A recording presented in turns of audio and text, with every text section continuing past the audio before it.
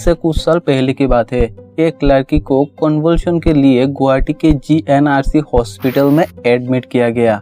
Convulsion उस condition को कहा जाता है जब जल्दी जल्दी मसल कॉन्ट्रैक्ट और रिलैक्स होने लगता है, तब पेशेंट हाथ पैर खींचने लगता है। इससे पहले वो जिस डॉक्टर के पास अपना कन्वल्शन का ट्रीटमेंट कर रहे थे, वो डॉक्टर उसको ड्यूडिल इस नाम के एक ड्रग देते थे जिससे वो नॉर्मल हो जाती थी। पर इस बार गुवाहाटी के हॉस्पिटल में एडमिट होने के बाद जब इस मेडिसिन को फार्मेसी में लाने के लिए गया, तब फार्मासिस्ट उसको ड्यूडिल इस दवाई के बदले ड्यूनिल इस दवाई को दे दिया, क्योंकि उस डॉक्टर की हैंडराइटिंग इतना खराब था कि ड्यूडिल को ड्यूनिल की जैसे लिखा था। और ये ड्यूनिल डायबिटीज पेशेंट को दिया जाता है जिससे ब्लड शुगर लो हो जाता है। और ये दवाई जब उस लड़की को दिया गया तब उसके ब्लड शुगर सडनली बहुत ही लो हो गया और एट द एंड उसके मौत हो गई। उस डॉक्टर ने जस्ट एक लेटर गलत तरीके से लिखा और उसी एक लेटर उस लड़की की मौत के कारण बन गई। बैड हैंडराइटिंग बस उसे एक डॉक्टर की प्रॉब्लम है ऐसा नहीं, ज्यादातर डॉक्टर की प्रेस्क्रिप्शन को कॉमन एडुकेटेड पर्सन भी पढ़ नहीं पाते। उस प्रेस्क्रिप्शन को बस मेडिकल स्टोर के लोग ही पढ़ पाते हैं। कई बार तो हैंडराइटिंग इतना खराब होता है कि मेडिकल स्टोर के फार्मासिस्ट को भी कुछ समझ नहीं आते, और जब दोबारा उसी डॉक्टर से पूछा जाता है कि ये कौन सी दवाई लिखा है, तब वो डॉक्टर खुद अपने हैंडराइटिंग को ही पढ़ नहीं पाते। पूरी इंडिया में ना जाने कितने लोगों ने गलत दवाई लेने की वजह से अपना जान दे दी, क्योंकि ज़्यादातर डॉक्टर की हैंडराइटिंग इतना खराब होता है कि फार्मासिस्ट इसको कुछ और ही दवाई समझ लेता है। और सबसे शॉकिंग फैक्ट पता है क्या है? कई लोगों को तो पता भी नहीं होता उसके चाहने वाले का मौत गलत दवाई लेने की वजह से हुआ है। जैसे ओलांज़ेपाइन एंड क्लोज़ापाइन, ये दोनों ड्रग अलग अलग प्रॉब्लम के लिए यूज किया जाता है। जैसे ओलांज़ेपाइन फर्टाइल कॉम्प्लिकेशन में यूज किया जाता है और क्लोज़ापाइन स्किज़ोफ्रेनिया के लिए यूज किया जाता है। ऐसे बहुत सारी दवाई है जिसको पढ़ने में और सुनने में ऑलमोस्ट एक जैसा लगते हैं, जैसे फ्लोमैक्स और बॉलमैक्स। इनमें से फ्लोमैक्स जो है वो इनलार्ज प्रोस्टेट के लिए यूज किया जाता है और बॉलमैक्स ब्रोंचोस्पर्म के लिए। ऐसे टोराडोल, ट्रेमाडोल, बहुत सारी दवाई है जो एक जैसा लगते हैं। यहाँ पर आपको डिफरेंस पता चल रहा होगा क्योंकि आपको सारे लेटर समझ में आ रहा है। पर आप इस प्रेस्क्रिप्शन को देखो, ये जो मेडिसिन का नाम लिखा है इसमें से कितना लेटर आपको समझ में आ रहा है? कमेंट में बताना ये कौन सी दवाई लिखा है। अगली वीडियो में मैं आपको इसका सही नाम बताऊंगा। जानने के लिए इस चैनल को सब्सक्राइब कीजिए और साथ ही में नोटिफिकेशन बेल को भी ऑन कर दीजिए।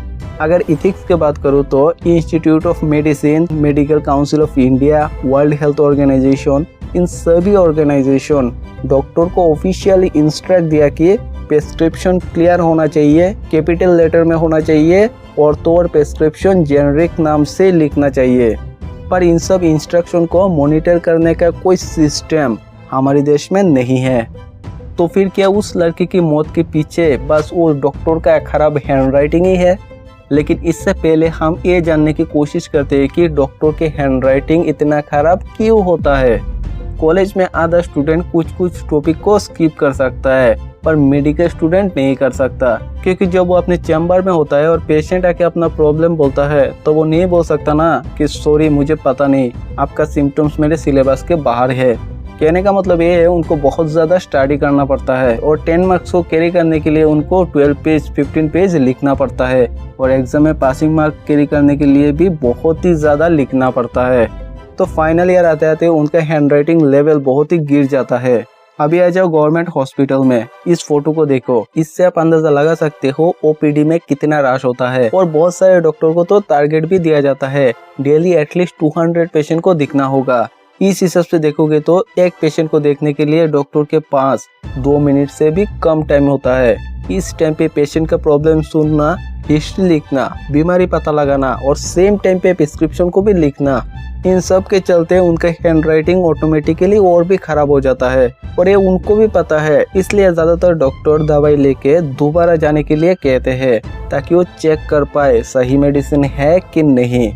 पर सारे डॉक्टर इतना बिजी नहीं होता है यार, जिनके पास टाइम होता है वो भी अपने हैंडराइटिंग पे ध्यान नहीं देते।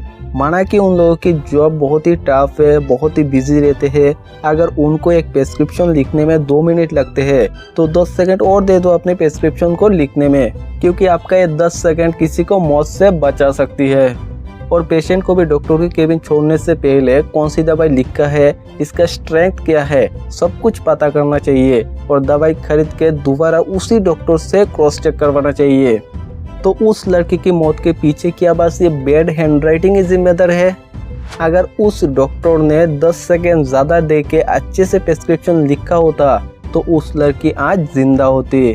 फार्मासिस्ट को ड्यूनियल इस दवाई को देना ही नहीं चाहिए था, क्योंकि प्रिस्क्रिप्शन पे हमेशा पेशेंट का प्रॉब्लम लिखा रहता है। चलो बैड हैंडराइटिंग के चलते उसने ड्यूडिल को ड्यूनियल समझ लिया, पर प्रिस्क्रिप्शन पे लिखा था ना उस लड़की का प्रॉब्लम तो कन्वल्शन था। तो फार्मासिस्ट को तो पता होना चाहिए ड्यूनियल डायबिटीज पेशेंट को दिया जाता है, तो कन्वल्शन पेशेंट को क्यों उस फार्मासिस्ट ने डायबिटीज का मेडिसिन दिया?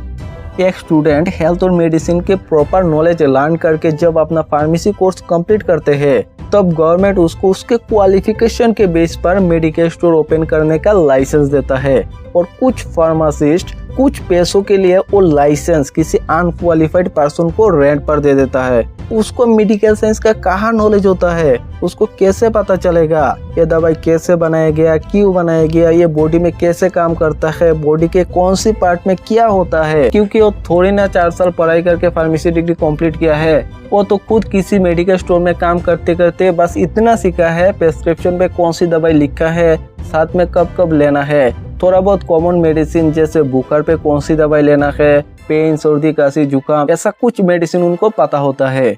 तो अगर उसको प्रॉपर फार्मेसी के नॉलेज होता तो वो गलत दवाई नहीं देता और उस लड़की मौत से बच जाती। फार्मेसी से गलत दवाई लेके उस लड़की को देने से पहले एक बार डॉक्टर को वो मेडिसिन दिखाना चाहिए था, तो भी वो लड़की बच जाती। तो नेक्स्ट टाइम डॉक्टर के पास जाओगे तो प्रिस्क्रिप्शन पे कौन सी मेडिसिन लिखा है, इसका स्ट्रेंथ क्या है, कब कैसे लेना है, इन सब का प्रॉपर जानकारी लो और दवाई खरीद के दोबारा उसी डॉक्टर के पास मेडिसिन को चेक करवाओ सही है कि नहीं। यह सब जानकारी आपके लाइफ में कोई बेनिफिट देगा कि नहीं मुझे नहीं पता। अगर आपको ये इन्फॉर्मेशन अच्छा लगा है तो प्लीज़ चैनल को सब्सक्राइब कीजिए और साथ ही में नोटिफिकेशन बेल को भी ऑन कर दीजिए। आपसे फिर मिलेंगे और एक नए वीडियो के साथ, तब तक के लिए आप हमारा प्लेलिस्ट पे एक बार ज़रूर चेक कीजिए। Thank you.